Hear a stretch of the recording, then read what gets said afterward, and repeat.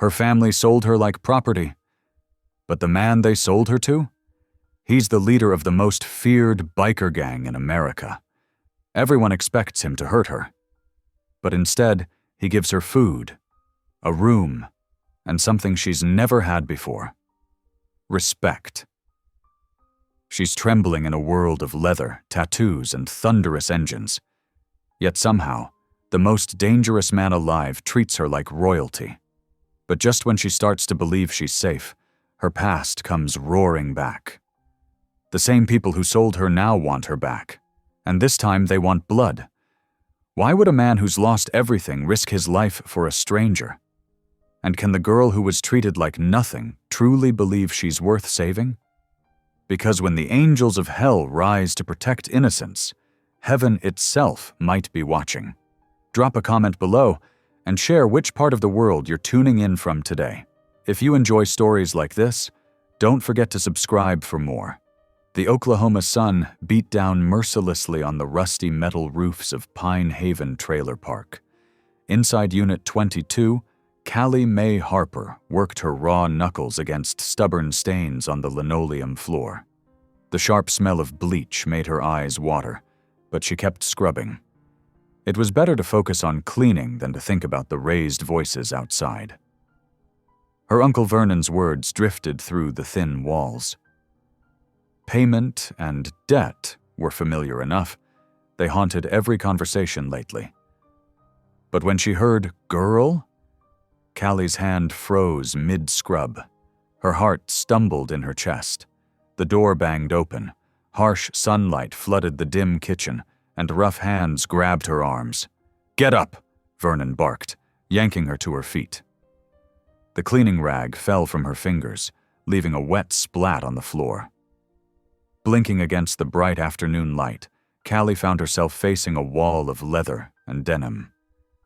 5 motorcycles gleamed in the gravel driveway, their riders standing in a loose half-circle.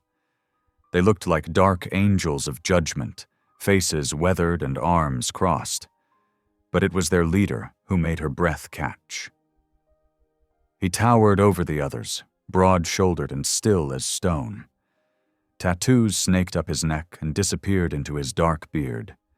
His eyes, pale as winter sky, studied her without emotion. "This here's Callie Mae," Vernon said, his voice taking on that oily tone he used when trying to make a deal. "She's a real good cook, keeps house nice too, just like we discussed." The leader, Rhett Ghost Maddox, she'd learn later, gave a single, sharp nod. Without speaking, he pulled an envelope from his leather vest and tossed it to Vernon. Her uncle snatched it from the air, fingers already working to count the contents. The reality of what was happening hit Callie like a physical blow. "No," she whispered, then louder, "No!" She yanked away from Vernon's grip and ran. Her bare feet slapped against sun-baked gravel as she darted between the motorcycles. She made it 3 steps before gentle hands caught her shoulders. "It's better you come quiet, miss," a soft voice said. The biker holding her wasn't rough, but his grip was firm. He smelled of leather and motor oil. "Please," Callie whimpered, looking back at her uncle. But Vernon was already walking away, thumbing through his blood money. He didn't even glance back at the niece he'd raised for 15 years. "Time to go." Ghost's voice was deep and gravelly, like he didn't use it much. He swung onto his motorcycle, the machine rumbling to life beneath him. One of the other riders helped Callie onto a bike, showing her where to hold on. Her hands shook as she gripped the leather jacket in front of her. She had nothing but the clothes she wore and the small Bible in her pocket, the one her daddy had given her before he died. They roared out of Pine Haven in formation, leaving behind the only home she'd known since her parents' death. Callie pressed her face against the rider's back, hiding her tears in his jacket. Her lips moved in silent prayer as mile after mile of Oklahoma landscape blurred past. The sun was setting when they finally turned onto a long dirt road, winding through dense pine trees. The property that emerged from the forest took Callie by surprise. A sprawling ranch house stood proud against the darkening sky, its windows warm with light. Motorcycles lined the gravel drive, and she could see other buildings scattered across the grounds: a barn, workshops, what looked like a mess hall. Ghost cut his engine, and the others followed suit. The sudden silence rang in Callie's ears. Her legs felt weak as she slid off the bike, and she had to steady herself against the seat. "This is Angel's Rest," Ghost said, those pale eyes finding hers in the twilight. His next words were unexpected, spoken in that same rough voice, but with something almost gentle beneath the gravel. "You'll be safe here. No one's going to hurt you." Callie clutched her Bible tighter, unsure whether to believe him. The tears she'd held back during the ride threatened to spill over. How could she be safe when she'd just been sold like property, when her own flesh and blood had traded her away to pay his gambling debts? But as she looked around, she noticed things that didn't fit with her fear. A flag flew at half-mast near the main house. Through the windows, she could see men in wheelchairs gathered around what looked like a dining room. A sign near the drive read, "Veterans Welcome," in carefully painted letters. This wasn't the outlawed den she'd imagined during their ride. Something else was happening here, something she didn't understand yet.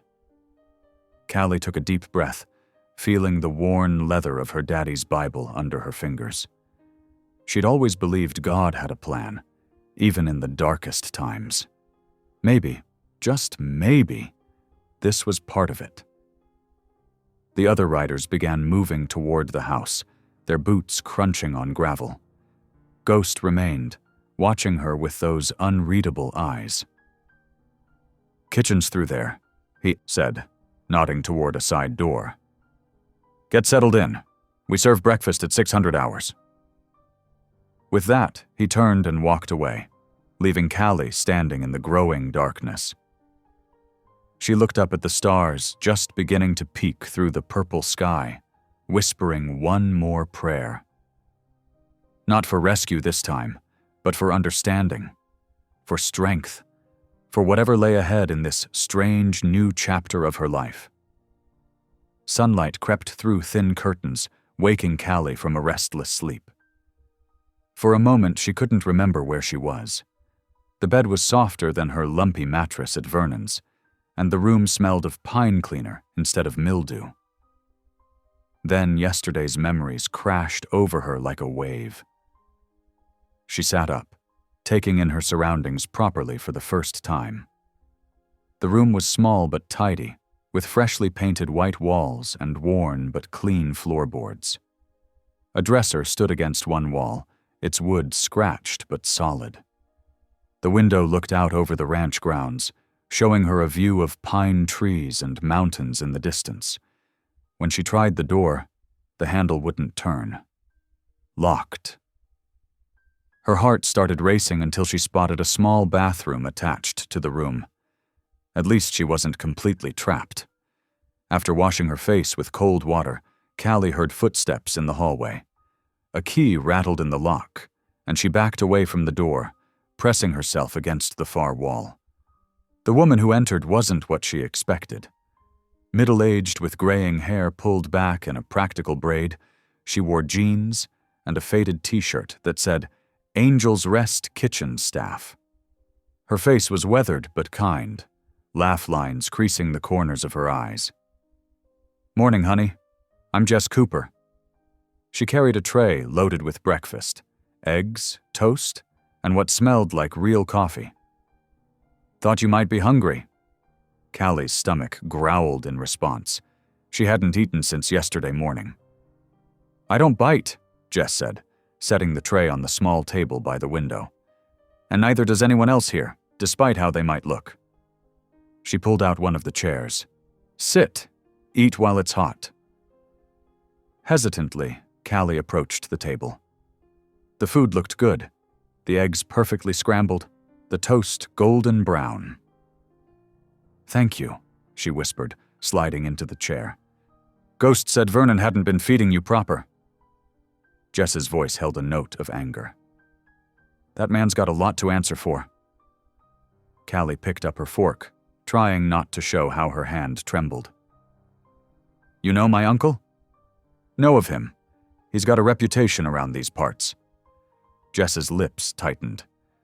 None of it good. Before Callie could respond, there was a knock at the door. She tensed, but Jess just called out, "Come in." Rhett Ghost Maddox filled the doorframe, his broad shoulders nearly touching both sides. In daylight, he looked less threatening than she remembered, still intimidating with his tattoos and scars, but his eyes were clear and steady. You can come out if you want, he said, his voice that same quiet rumble from yesterday. No one's gonna touch you. Callie glanced at Jess, who nodded encouragingly. The coffee's better in the kitchen, the older woman said, and I could use help with the biscuits. Something in Callie yearned to be useful again, to do something normal like baking. She stood slowly. I'd like that. Ghost stepped back, giving her plenty of space as she followed Jess down the hallway. The kitchen was huge, industrial-sized, with gleaming steel counters and multiple ovens. Through a serving window, she could see a dining room filled with rough-looking men. Jess poured her a fresh cup of coffee and pulled out a chair at a small table in the corner. Sit here while I get started on those biscuits. Ghost took a seat across from her, his own coffee cup looking tiny in his massive hands. Other men drifted in and out, nodding respectfully to Ghost and casting curious but not unfriendly glances at Callie. She listened as they talked, catching fragments of conversation about missions and new arrivals. One man with a pronounced limp discussed physical therapy schedules. Another mentioned something about motorcycle maintenance classes.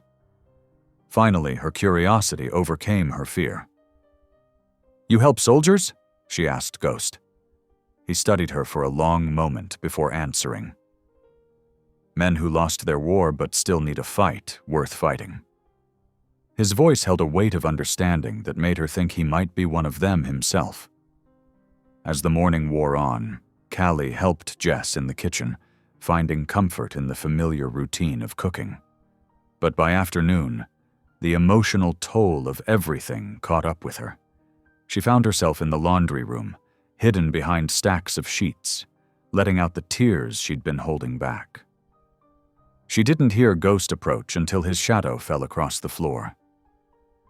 When she looked up, he was holding out her small Bible, the one she thought she'd lost during yesterday's chaos. Keep it close, he said quietly. Not everyone here's lost faith. Then he was gone, leaving her alone with her thoughts and the familiar comfort of her daddy's Bible.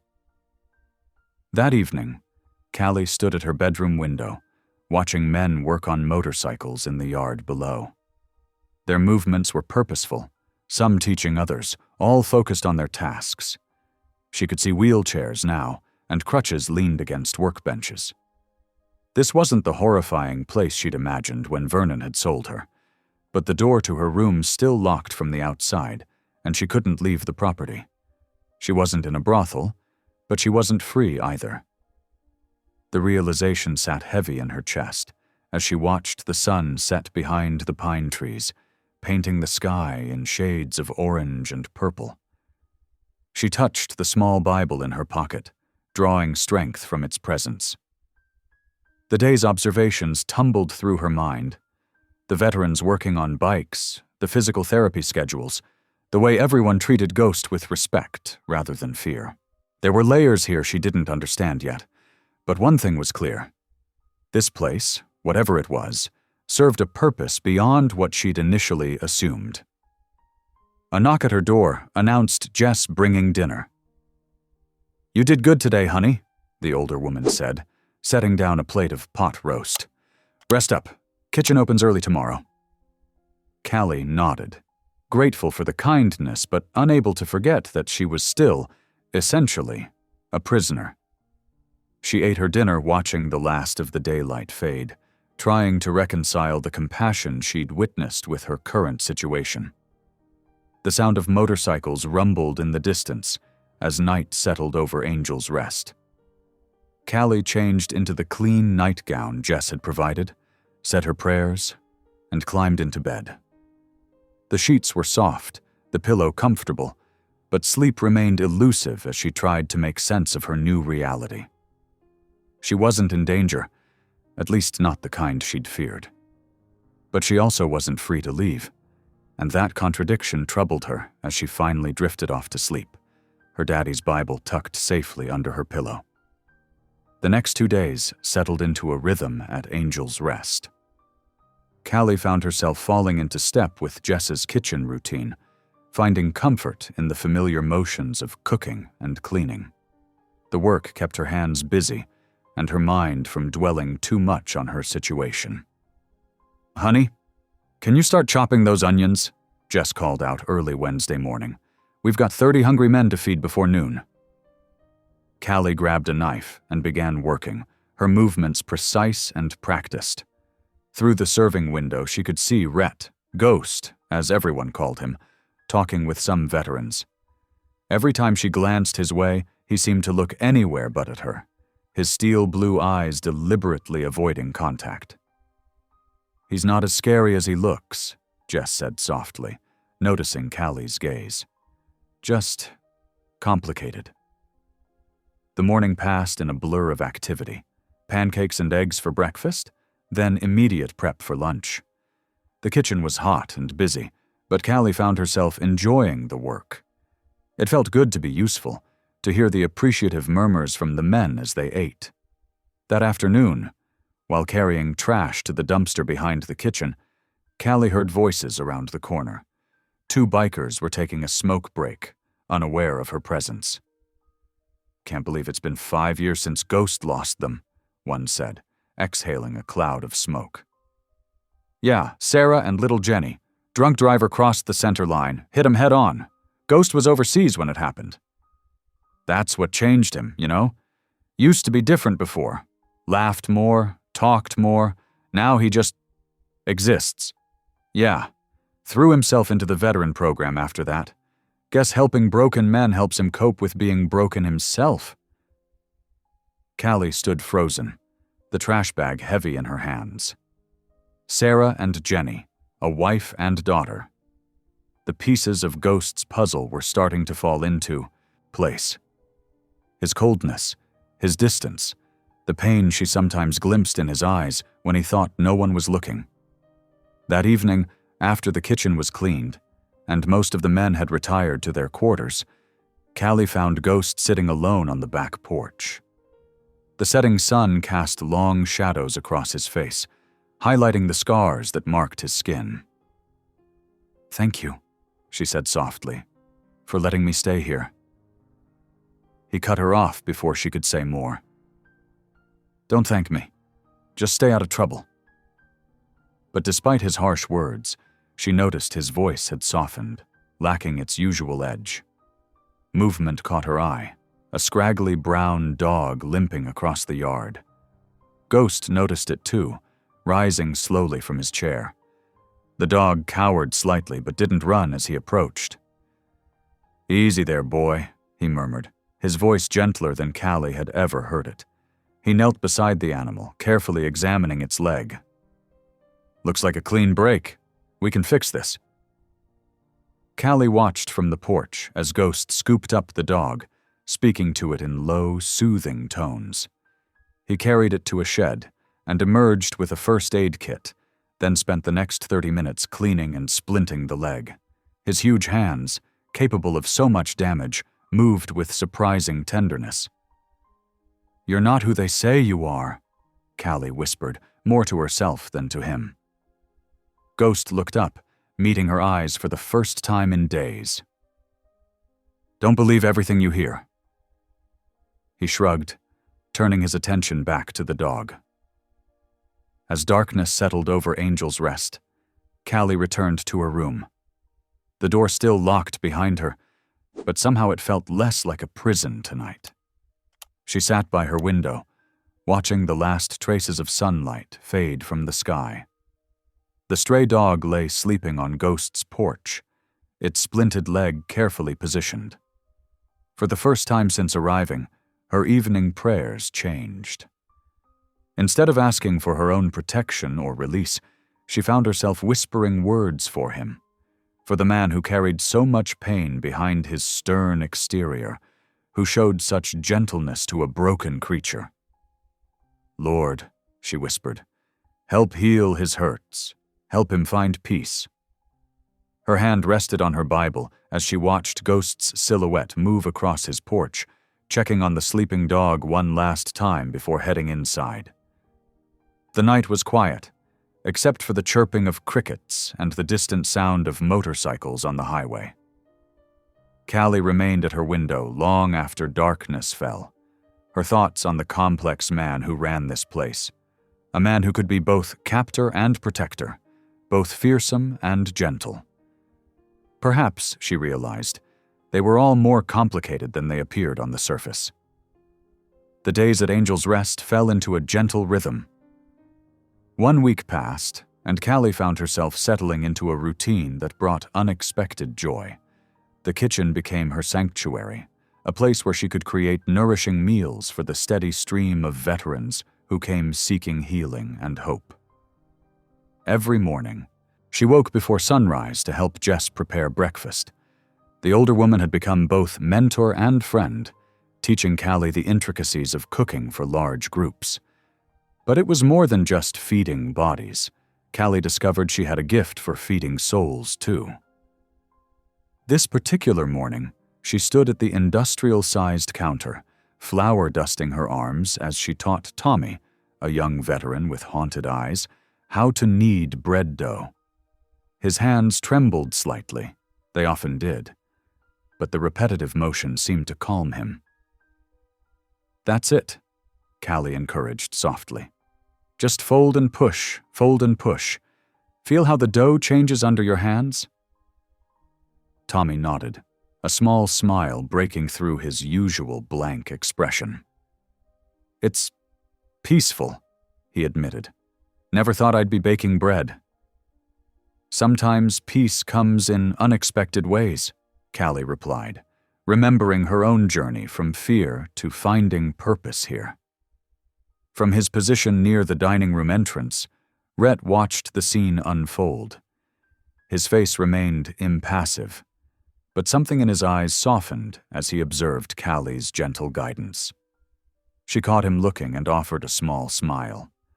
He didn't smile back, but he didn't look away either.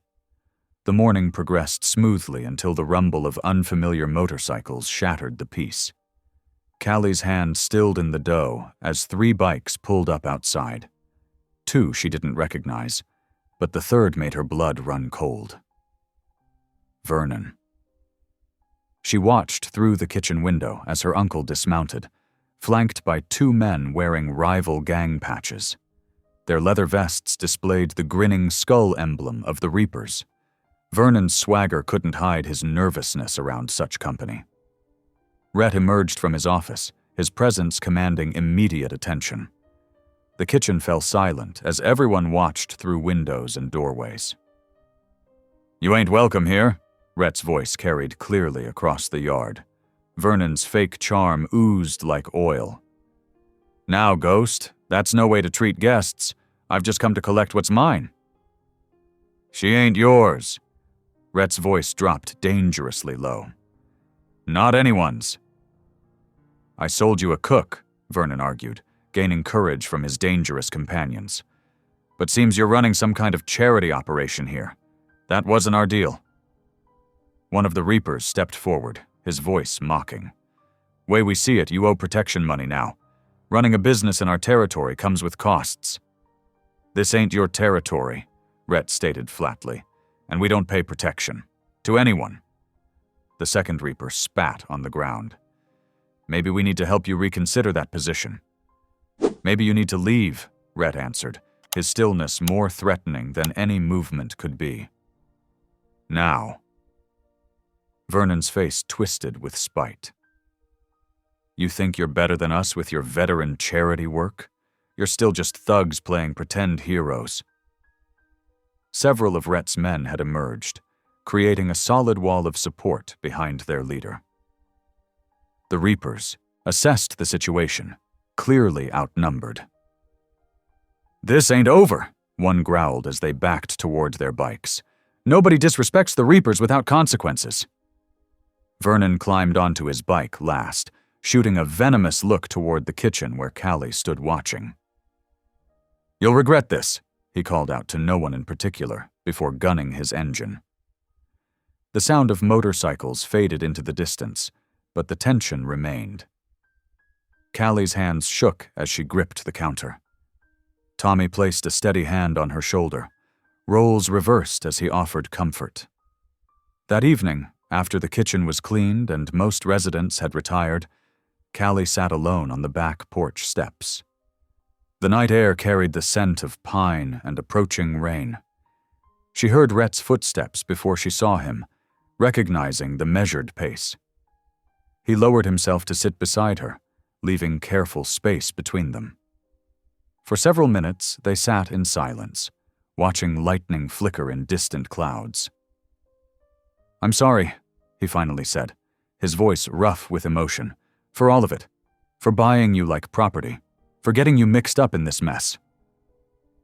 Callie turned to study his profile in the darkness.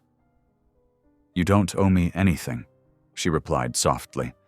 "Whatever your reasons were that day, you gave me back my dignity. Here, I'm not just someone's possession. I'm me." Rhett's hands clenched in his lap. "They'll be back. The Reapers don't make idle threats." "I know." Callie's voice remained steady despite her fear. "But we'll face it together, won't we? All of us?" Before Rhett could respond, the distant rumble of motorcycles echoed through the trees. It could have been anyone on the highway, but they both tensed, understanding the sound's new meaning, a promise of trouble to come. The stray dog Rhett had helped, now healing nicely, limped over to lay at their feet. Callie reached down to scratch behind its ears, drawing comfort from its solid presence. The simple gesture seemed to ease some of the tension from Rhett's shoulders as well. They sat there as the stars emerged, each lost in their own thoughts about the gathering storm. The dog dozed between them, bridging the careful space they maintained. Inside, the sounds of the ranch settling for the night continued. Dishes being put away, quiet conversations, boots on wooden floors. It was peaceful, despite the lingering echo of threats and engines. Callie looked at her hands, still showing traces of flour from the morning's baking. They were stronger hands now. Capable hands. Whatever came next, she wasn't the same frightened girl who'd arrived here. And Rhett, despite his hard exterior, wasn't the monster she'd first thought him to be. They had all changed, grown, found unexpected purpose in this unlikely sanctuary. The breeze carried the first drops of rain, a gentle warning of the approaching storm. But for now, in this moment, there was just the quiet companionship of two people who had somehow found something like trust in the midst of chaos. Callie woke to the gentle drumming of rain against the roof. The steady rhythm created a cozy atmosphere in her small room, now feeling more like home than a cage. Through her window, the early morning light filtered gray and soft through the drizzle, casting peaceful shadows across her quilt. After dressing in her most comfortable jeans and a faded blue sweater, she made her way to the kitchen. The aroma of fresh coffee already filled the air. Jess always had it brewing by dawn. Today, though, the kitchen was empty, except for a note from Jess saying she'd gone to town for supplies. Callie poured 2 cups of coffee, adding cream and sugar to hers, while leaving the other black. Through the kitchen window, she spotted Rhett in the garage, bent over an old motorcycle. His usual leather vest was draped over a nearby chair, leaving him in a plain black t-shirt that revealed his tattooed arms. Gathering her courage, she stepped out into the misty morning. The wet gravel crunched under her boots as she approached the garage. Rhett looked up at her footsteps, his expression unreadable but not unwelcoming. "Thought you might want some coffee," she said softly, holding out the black cup. He straightened, wiping his hands on a shop rag. "Thanks." Their fingers brushed as he took the cup, and neither pulled away too quickly. Progress, Callie thought. "What are you working on?" she asked, genuinely curious about the stripped-down machine before them. 1972 Harley Sportster. His voice held a hint of pride. "Found it in a barn sale. Been restoring it for one of our vets who can't afford his own ride." Callie moved closer, studying the motorcycle's exposed engine. "You do this a lot? Fix things for others?" Rhett took a long drink of coffee before answering. "Keeps my hands busy. Keeps the memories quiet." Something in his tone made Callie look up. His eyes were distant, focused on something far beyond the garage walls. She waited, sensing he might say more. "Served 3 tours in Iraq," he finally continued, setting down his coffee. "Special Forces. Thought coming home would be the easy part." He gave a bitter laugh.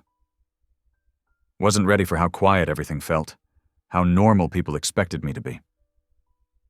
Callie watched as his fingers traced the outline of a tattoo on his forearm, a military insignia partially covered by twisted vines. "That's when these started?"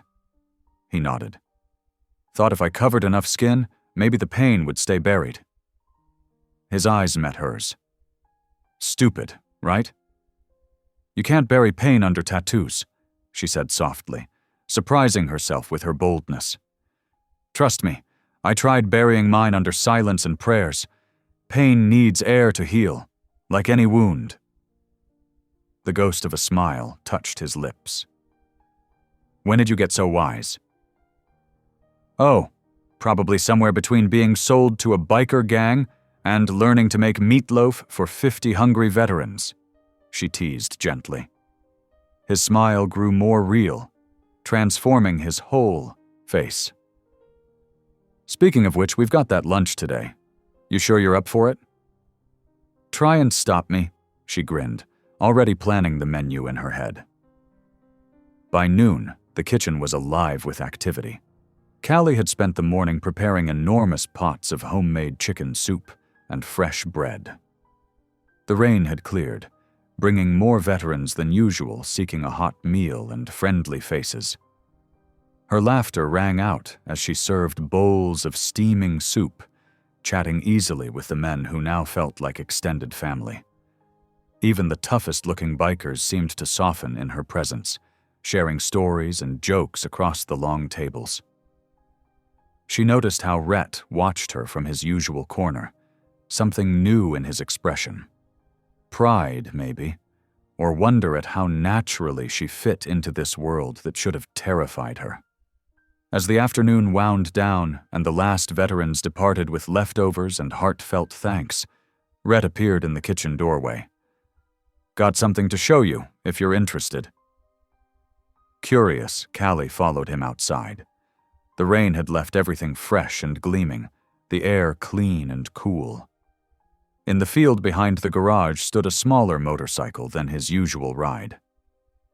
"Thought you might want to learn," he said, suddenly seeming almost shy.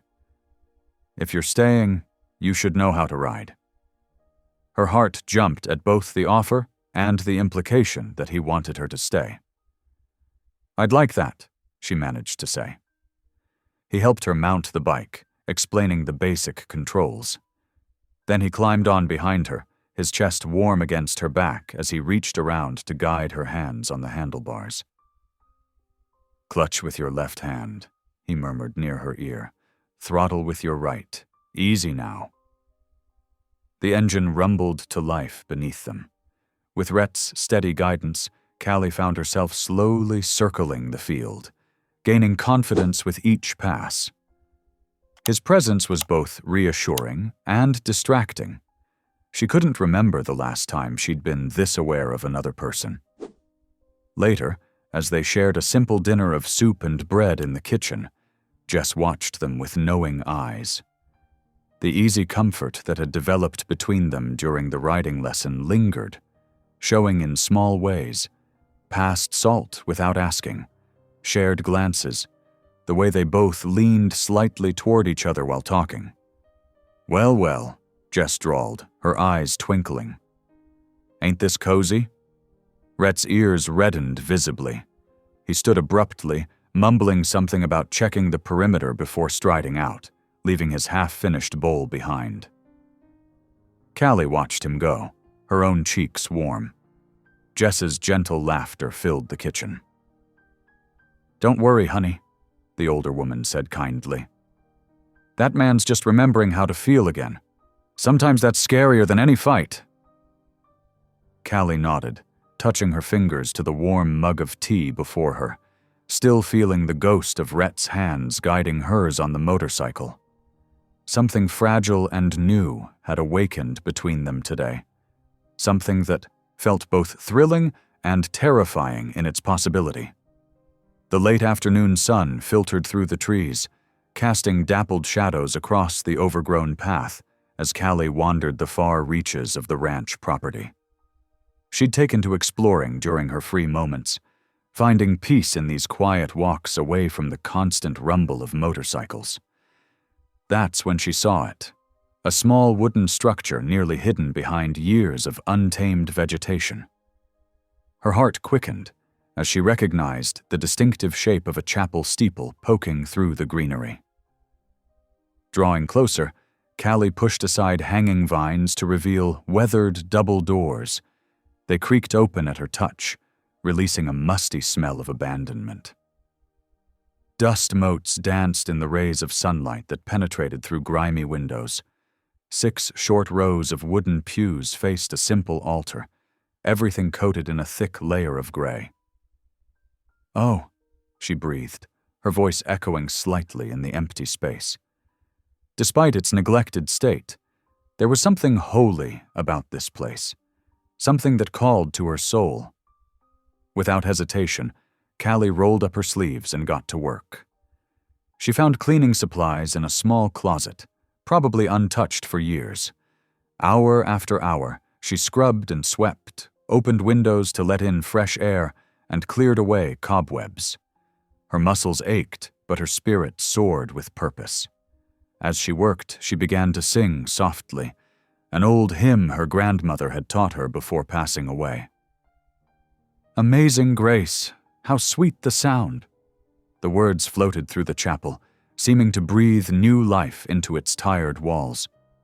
She was so absorbed in her task that she didn't hear the footsteps behind her until Rhett's voice broke through her song. "My wife used to sing that." Callie turned, startled. Rhett stood in the doorway, his imposing frame silhouetted against the late afternoon light. But it was his expression that caught her breath. Raw vulnerability etched across his features, his eyes suspiciously wet. "I didn't mean to interrupt," he said gruffly, starting to turn away. "Then you should come back here," Callie called out softly. When he paused, she added, "This place, it shouldn't stay empty." He looked around the chapel, taking in her progress. "Didn't even remember this was here anymore. Sarah, my wife, she used to say every soul needs a quiet place to heal." Callie nodded, understanding blooming in her heart. "Maybe that's why I found it now. Maybe it's time." Over the next several days, word spread about the chapel's restoration. To Callie's surprise, several of the bikers offered to help. They fixed broken windows, replaced rotted floorboards, and even restored the old wooden cross that hung behind the altar. A week later, Callie posted a simple notice on the ranch's bulletin board. "Prayer meeting, all welcome." She hadn't asked permission, but when Rhett saw it, he just nodded slowly. That first evening, only 3 people showed up: 2 veterans, and one of the Fork, older bikers. They sat in awkward silence until Callie began to sing. Gradually, others joined in, voices rough but sincere. They shared stories of pain and hope, of battles fought both outside and within. The meetings grew naturally, spreading by word of mouth. Some came just to sit in silence, others to share their burdens. Callie noticed how the men seemed to stand straighter after leaving, as if laying down heavy weights they'd carried too long. Most surprisingly, Rhett began attending regularly. He'd slip in quietly and sit in the back, head bowed. At first he'd leave as soon as the singing started, but gradually he stayed longer, sometimes even joining in the prayers. One evening, after a particularly moving meeting where a young veteran had broken down while sharing his struggles, Rhett lingered behind. He stood before the cross, his usual confident stance replaced by something more uncertain. Callie watched as he slowly, almost hesitantly, bowed his head. The simple gesture brought tears to her eyes. She knew what it cost this proud man to show such vulnerability. Later that night, they sat together by the outdoor fire pit, the flames casting warm light on their faces. The stars above seemed especially bright, as if heaven itself was paying attention to this moment. "What do you really believe, Rhett?" Callie asked softly, watching the fire dance. He was quiet for so long she thought he might not answer. When he finally spoke, his voice was rough with emotion. "That maybe God didn't leave me. Maybe I just rode too far." The words hung in the air between them, heavy with meaning. Callie's heart ached for the pain she heard in his voice, for the long journey that had brought him to this moment. "The beautiful thing about God," she said gently, "is that no matter how far we ride, He's always just one prayer away." Rhett nodded slowly, his eyes reflecting the flickering flames. The fire crackled, sending sparks dancing upward into the night sky. In that moment, something shifted between them, a shared understanding, a mutual recognition of wounds slowly healing. They sat in companionable silence, letting the peace of the moment wash over them. The tough exterior Rhett usually wore had softened, revealing glimpses of the man he'd been before loss had hardened him. And Callie, who'd arrived at the ranch as a frightened prisoner, sat beside him now as an equal, her own strength growing day by day. The fire continued to burn, its warmth reaching out to them both like a blessing. In this quiet moment, surrounded by the night's gentle sounds and the chapel's distant silhouette, they were no longer captor and captive, broken and afraid. They were simply two souls finding their way back to faith, one small step at a time. A month had passed since the chapel's revival, and the ranch had transformed in ways no one could have predicted. The once quiet property now buzzed with activity as veterans, bikers, and community members came together, in an unlikely but beautiful alliance. Local news vans became a common sight, their reporters eager to share what many called the story of the year. The headlines captured attention across the state: Hell's Angels Helping Heroes, and From Outlaws to Angels, Bikers' Mission of Mercy. One crisp morning, Callie watched from the kitchen window as Rhett gave his first television interview. He stood tall beside his motorcycle, speaking with quiet dignity about their mission to help wounded veterans. The leather-clad man who had once terrified her now moved through the world with a gentleness that touched everyone around him. "Never thought I'd see ghosts doing interviews," Jess remarked, joining Callie at the window.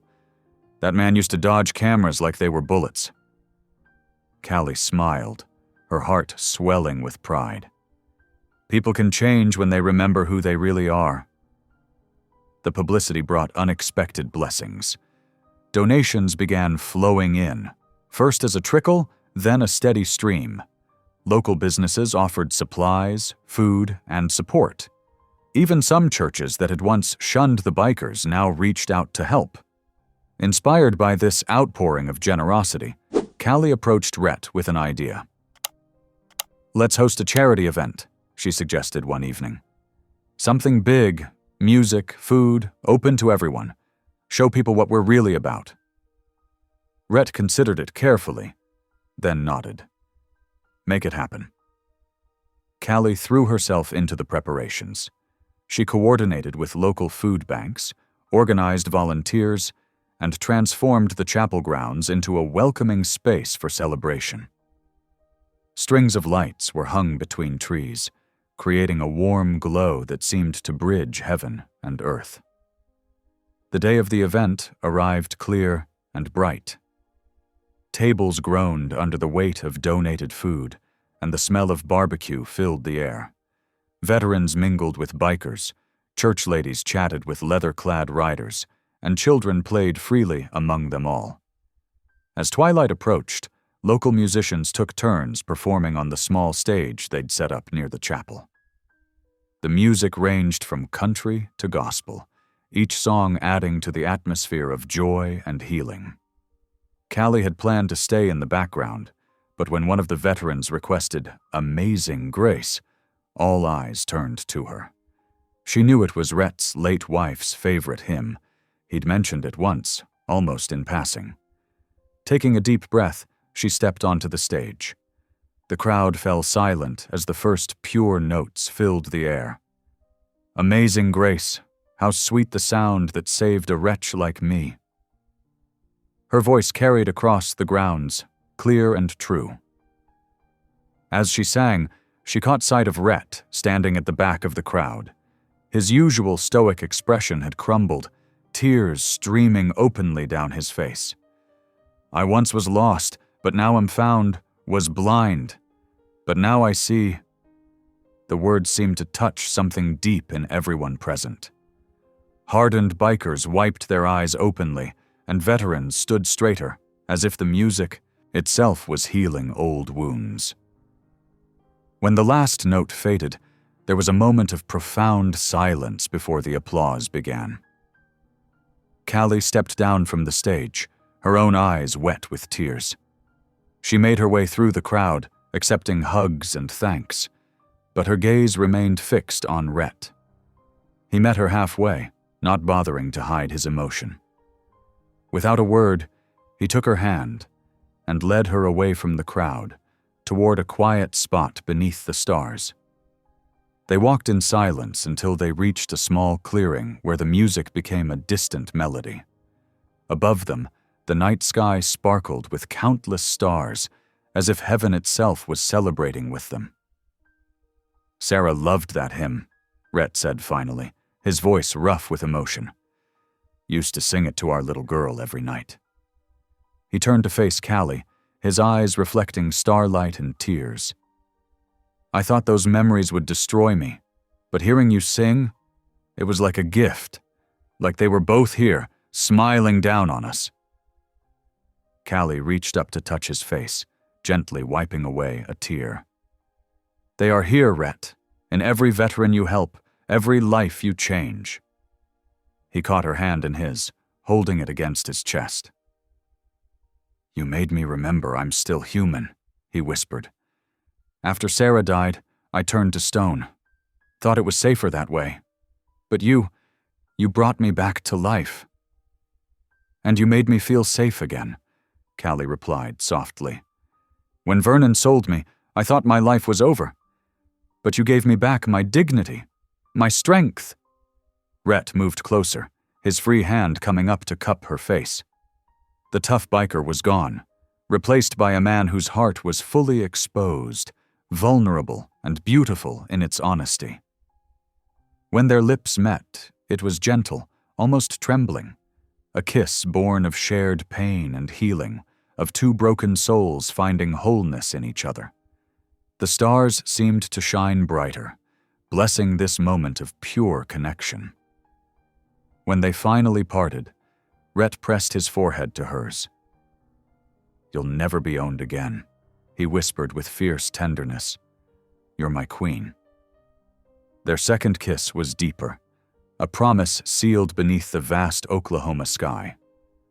In the distance, the music played on, but they remained in their own world. Two hearts transformed by love's amazing grace. The peace of their newfound happiness lasted exactly 2 nights. Callie had just finished cleaning up after the evening meal, humming softly as she wiped down the kitchen counters. The mission buzzed with its usual evening activity. Veterans playing cards in the common room, bikers tinkering with motorcycles in the garage, and the sweet sound of gospel music drifting from the chapel, where a small prayer group had gathered. Rhett was in his office, reviewing donation paperwork when the first signs of trouble erupted. The roar of unfamiliar motorcycles shattered the tranquil evening air. Callie froze at the kitchen window, her heart stopping as she recognized Vernon's beat-up truck among the approaching vehicles. "Rhett!" she called, out, her voice tight with fear. He was already moving, striding through the main hall with purpose. "Get everyone inside," he ordered, his voice carrying that quiet authority that made people listen. "Lock the doors." But before anyone could react, the night exploded into chaos. The rival gang, led by Snake Mendez, crashed through the front gates on their motorcycles. Vernon stumbled out of his truck, his face twisted with malice and drink. "Time to pay up, Ghost." Snake's voice cut through the darkness. The smell of gasoline filled the air as gang members spread out across the property. Rhett positioned himself between the intruders and the main building. "This is a sanctuary," he said, his voice deadly calm. "Leave now." Vernon laughed, an ugly sound. "Sanctuary? It's a den of thieves, and you're the biggest criminal here."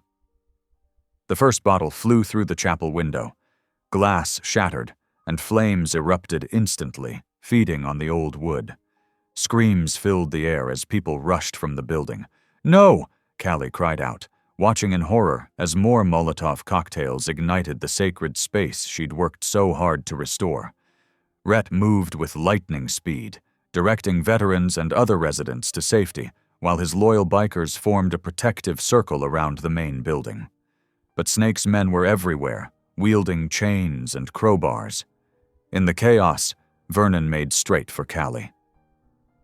"You're coming home, girl," he snarled, grabbing her arm. Rhett appeared like a shadow, his fist connecting with Vernon's jaw. "Don't you dare touch her," he growled, pushing Callie behind him.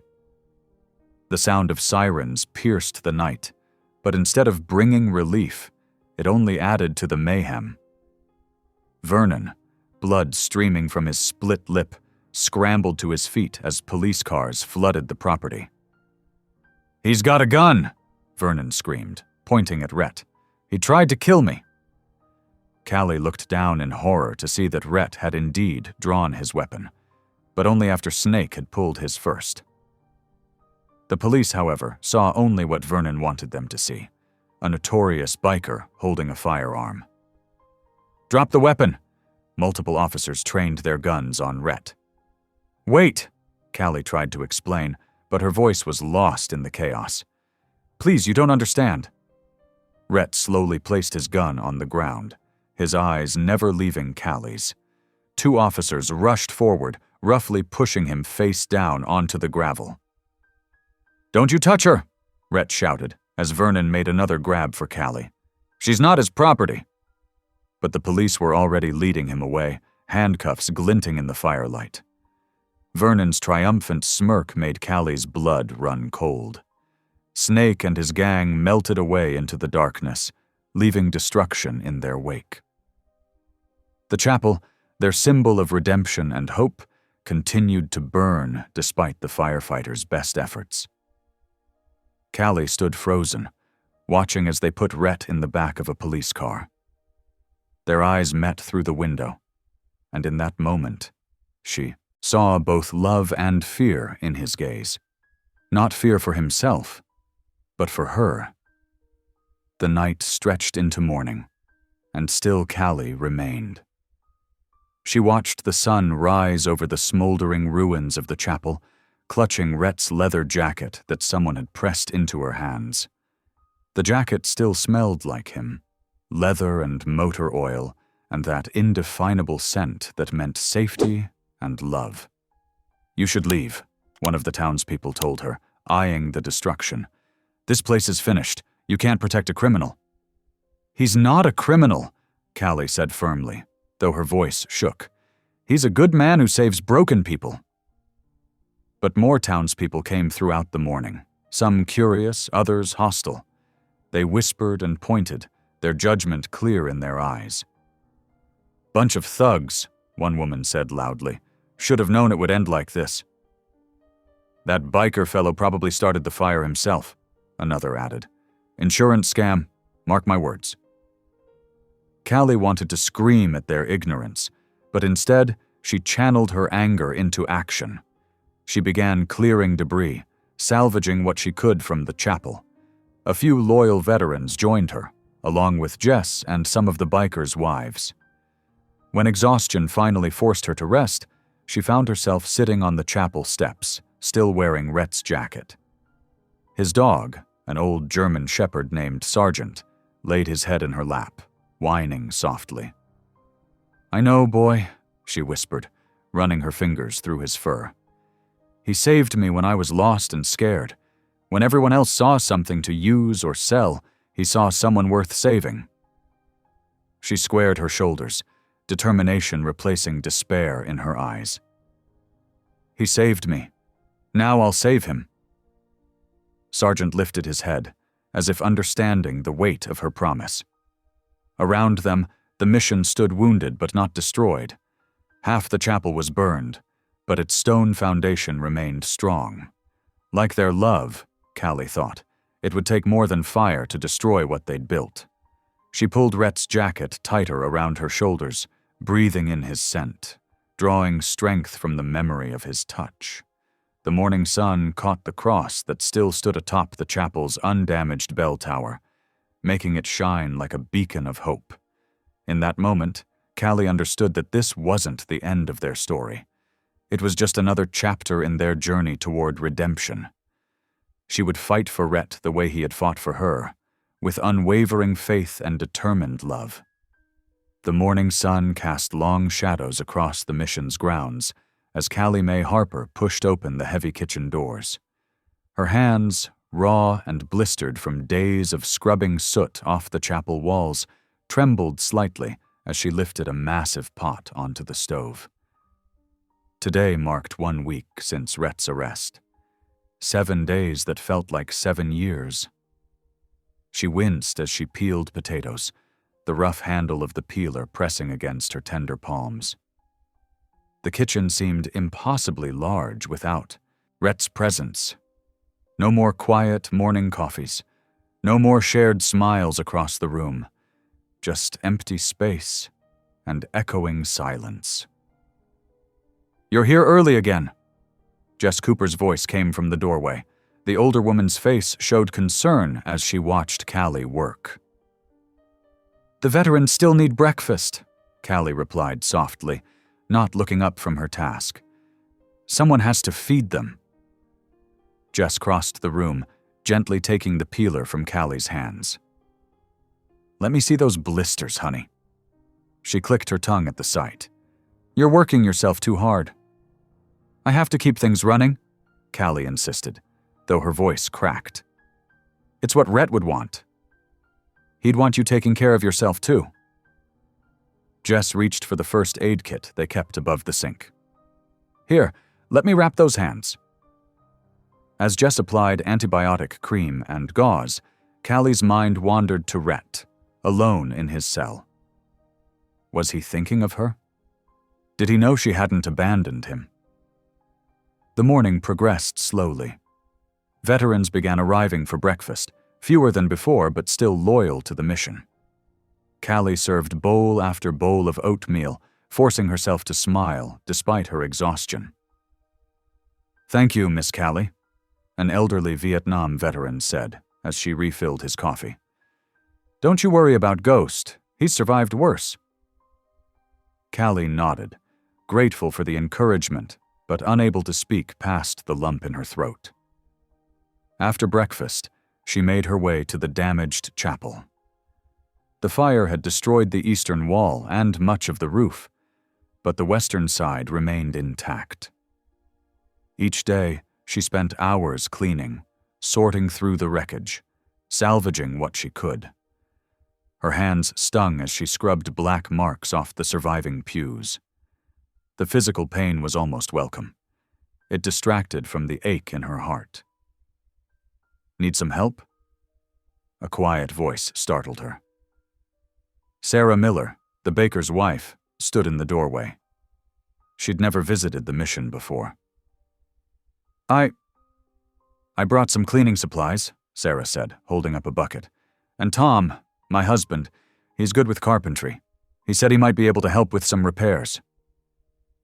Callie blinked back tears. "Why?" "Because what happened wasn't right," Sarah replied simply. "We've been watching you work alone out here every day. Maybe we were too quick to judge." Throughout the afternoon, more townspeople arrived quietly. Mrs. Peterson from the hardware store, the Johnson brothers who owned the lumber yard. Each brought supplies, offers of help, whispered words of support. "Don't let anyone see us here," they said, "but we'll help how we can." That evening, after everyone had gone, Callie sat at Rhett's desk in his room. She pulled out paper and a pen, beginning another letter she wasn't sure he'd receive. "Dear Rhett," she wrote, her bandaged hands shaking slightly. "The mission misses you. I miss you. But we're holding on." She wrote about the veterans who still came, about Jess's unwavering support, about the townspeople's secret help.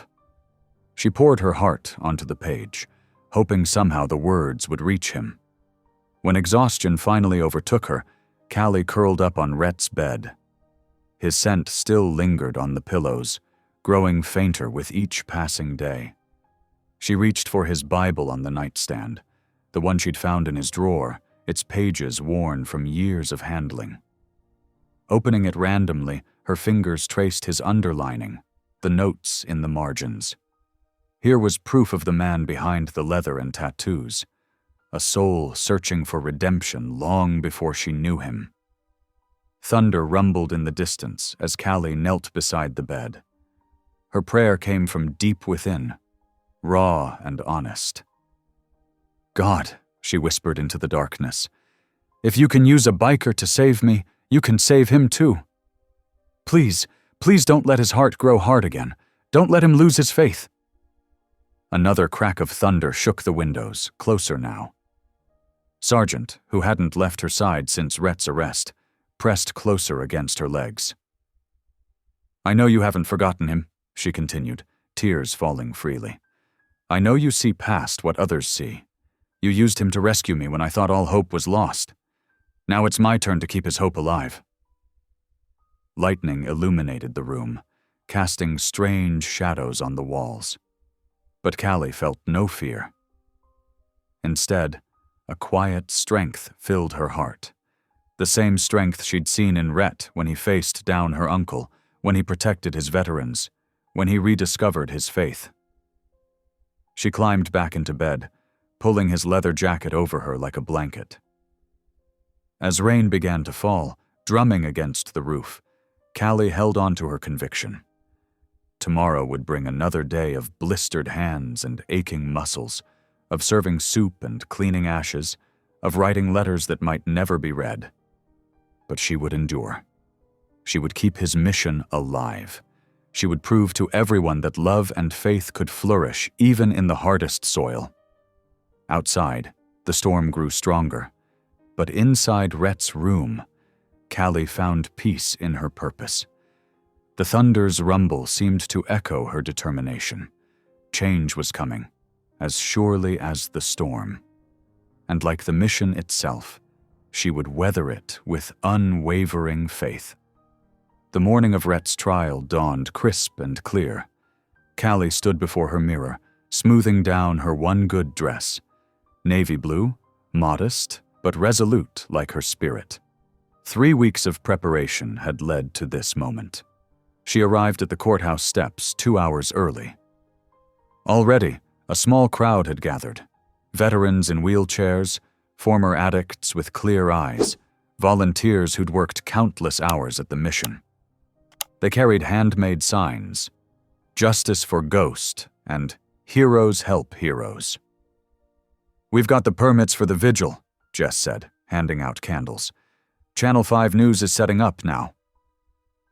Callie's hands trembled as she arranged a table with photos, snapshots of Rhett working with veterans, teaching motorcycle repair, serving, meals. Each image told a story of redemption. By 9 o'clock, the crowd had swelled to over 200 people. News vans lined the street, cameras rolling as person after person stepped forward to share their stories. "I was going to end it all," a young veteran said, his voice cracking. "Lost both legs in Afghanistan. Ghost found me behind a bar with a bottle of pills. He didn't just talk me down, he gave me purpose. Taught me to rebuild bikes. Now I teach other vets." A middle-aged woman spoke next, clutching her sobriety chip. "My son died in Iraq. I was drinking myself to death. Mr. Maddox got me into rehab, gave me work at the mission kitchen. That was 2 years ago. I haven't touched a drop since." The stories continued, each more powerful than the last. A teen whose father Rhett had helped get clean. A homeless veteran who'd found shelter and dignity at the mission. Former gang members who'd traded violence for volunteer work. At 10:30, just before the trial was set to begin, Callie took her place at the microphone. She wore Rhett's leather jacket over her dress, a symbol of protection turned into strength. "3 months ago," she began, her voice clear despite her racing heart, "I was property. My uncle Vernon Harper sold me to pay a gambling debt." The crowd fell silent. But Rhett Maddox didn't see property. He saw a person. He gave me safety, dignity, and freedom. He showed me that real strength isn't in causing pain, it's in healing it. Cameras flashed as tears rolled down her cheeks. "The man they're trying to condemn today has saved hundreds of lives. He's turned a biker compound into a sanctuary for broken souls. He treated me like a human when my own blood sold me like a thing." The crowd erupted in cheers and applause. Several reporters wiped their eyes as they took notes. Inside the courtroom, Callie sat straight-backed in the witness stand. She met Rhett's eyes briefly, saw the pride and worry warring in his expression. "Miss Harper," the defense attorney said gently, "please tell the court exactly what happened the night of the fire." Callie's voice never wavered as she described Vernon's ambush, the rival gang's attack, how Rhett had only drawn his weapon to protect the veterans and homeless people sleeping in the mission. "He never fired," she emphasized. "Even when they were burning down everything we'd built, he only tried to keep people safe." As she spoke, she noticed movement near the back of the courtroom. Vernon, who'd been slouching in his seat, stood quietly and edged toward the door. His face had gone pale at her testimony. "Mr. Harper," the judge called sharply, "please remain seated." But Vernon was already slipping through the doors. His hasty exit caused a stir in the courtroom. Several jurors exchanged knowing looks. Callie continued her testimony, describing the mission's work, the lives changed, the community built. When she spoke about the secret help from townspeople after the fire, several jurors dabbed at their eyes. "Your Honor," she concluded, "Rhett Maddox might wear leather instead of a uniform now, but he never stopped serving. He protects the broken, fights for the forgotten, and shows mercy to the lost. That's not a crime. That's a calling." The courtroom sat in heavy silence when she finished. Through her tears, Callie saw Rhett mouth 2 words. "Thank you." Outside, the crowd had grown even larger. The prayer vigil continued, candles flickering in the morning sun, as inside, justice slowly turned its wheels. Vernon's empty chair spoke volumes, his cowardly exit revealing more truth than any testimony could have shown. The man who'd sold his own niece had fled from her truth, while the supposed criminal sat firm, facing judgment with dignity. The courtroom doors burst open as the bailiff rushed in with a thick manila envelope. Your Honor, urgent evidence from the district attorney's office. The judge adjusted his glasses, examining the contents. His expression darkened. These are bank records showing systematic embezzlement from the Veterans Mission Fund by Vernon Harper. He looked up sharply. And documentation proving Mr. Harper's assault claims were falsified. Whispers rippled through the courtroom. The prosecutor stood, shoulders slumped. Your Honor, in light of this evidence, the state moves to dismiss all charges against Rhett Maddox. Motion granted. The judge's gavel cracked like thunder. Mr. Maddox, you're free to go. Outside, rain poured from steel-gray skies. Callie stood beneath the courthouse columns, her heart pounding as the heavy doors opened. Rhett emerged slowly, blinking in the pale light. His white t-shirt quickly became soaked as he descended the steps. They stood facing each other in the downpour, neither moving at first. Water streamed down their faces, but neither seemed to notice. You kept the fire burning, Rhett whispered, his voice rough with emotion. Callie ran to him then, her feet splashing through puddles. He caught her in his arms, lifting her off her feet as she buried her face in his neck. The gathered crowd erupted in cheers and applause. By evening, the rain had cleared. More than 50 townspeople gathered at the mission, carrying lumber, tools, and hope. They worked together under the golden sunset light, raising new walls for the chapel. 2 police officers led a handcuffed Vernon across the parking lot toward their cruiser. Rhett stepped into their path, his expression calm. Vernon wouldn't meet his eyes. Come to gloat? No. Rhett's voice was quiet but firm. I forgive you. He paused as Vernon's head snapped up in surprise. You already lost what matters most. Vernon's face crumpled as he was led away, finally understanding the true cost of his choices. As twilight painted the sky in purple and gold, Callie and Rhett stood hand in hand, watching volunteers secure the new cross atop the chapel roof. It rose against the sunset like a promise kept, its shadow stretching long across the mission grounds where so many had found healing. Rhett squeezed Callie's hand as the last nail was driven home, securing hope in place for all who would come seeking shelter in its shadow. Golden sunlight streamed through the newly installed stained glass windows of the Royal Haven. The mission had transformed over the past 12 months, its grounds now dotted with flower gardens and hope-filled faces. Where broken bikes once rusted, neat rows of motorcycles gleamed. The old chain-link fence had been replaced with white pickets, and fresh paint brightened every building. Inside the bustling kitchen, Callie Mae Harper stirred a pot of homemade soup while teaching 3 women, recent arrivals seeking shelter, how to bake bread. The aroma of yeast and warmth filled the air as she demonstrated how to knead the dough. It's like therapy, she explained, her gentle voice carrying wisdom earned through her own healing journey. You put all your hurt into working the dough, and something beautiful comes out. Through the window, she could see Rhett in the yard, surrounded by a group of young bikers. His leather vest now bore a new patch. Royal Haven Guardians. He was showing them how to repair a motorcycle engine, but she knew he was teaching them something far more valuable: how to channel their strength into service. The chapel bells began to chime as the sun dipped toward the horizon. Callie's heart fluttered as she looked at her simple white dress hanging by the window. After a year of planning and healing, their wedding day had arrived. The ceremony was everything they'd dreamed of: intimate, authentic, and filled with love. Rows of motorcycles formed an honor guard leading to the chapel steps. Veterans in cleaned-up leather stood alongside townspeople in their Sunday best. Jess, who had become like a mother to Callie, wiped tears as she adjusted the small crown of wildflowers in the bride's hair. Rhett waited at the altar, his usual leather traded for a crisp black shirt, though his boots still showed beneath his dress pants.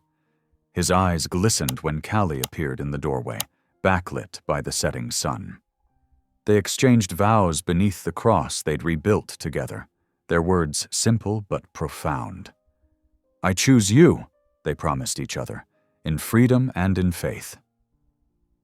As they rode away on Rhett's motorcycle, now decorated with white ribbons, Callie held tight to her husband, her white dress billowing in the wind. The rumble of dozens of bikes escorting them filled the air with joyful thunder. "The world once called him a criminal and me worthless," Callie's heart sang as they rode into their future. "But love called us royalty." She felt Rhett's hand close over hers on the handlebar, strong and secure. The road stretched before them, endless and free, their past finally at peace behind them, their faith unbroken and stronger than ever. Thank you for listening. Stories connect us in the most unexpected ways. If you felt that spark today, make sure you're subscribed. I share a new one daily, and the next might change your day.